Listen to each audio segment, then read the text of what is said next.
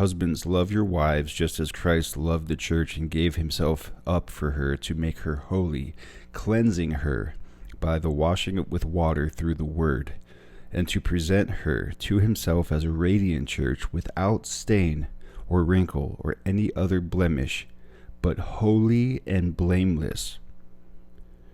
Okay, holy and blameless. And then we're going to Philippians chapter 2, verse 12, shining as stars. Therefore, my dear friends, as you have always obeyed, not only in my presence, but now much more in my absence, continue to work out your salvation with fear and trembling, for it is God who works in you to will and to act according to his good purpose. Do everything without complaining or arguing, so that you may become blameless and pure, children of God without fault in this crooked and depraved generation.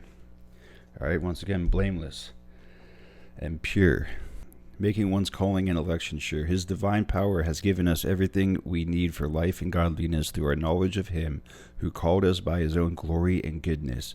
Through these he has given us his very great and precious promise, so that through them you may participate in the divine nature and escape the corruption of the world caused by evil desires.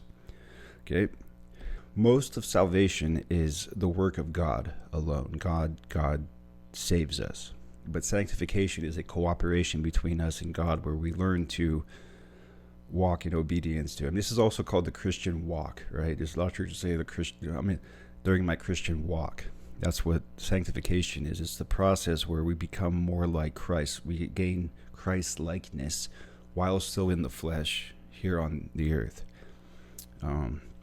It's a synergistic or cooperative effort on the part of God's working in our lives, through the Holy Spirit, and us being led by the Holy Spirit to become blameless and pure, like the bride, right, for Christ, so that we can be presented to the groom as blameless and without blemish, which is what God intended for humanity to be when he made Adam, but Adam fell into sin. So it's the return to the original intention of the creation of man in the Garden of Eden. And then once we leave our bodies, we will become perfected in heaven into perfect Christ-likeness as we await our glorified bodies. So that's that.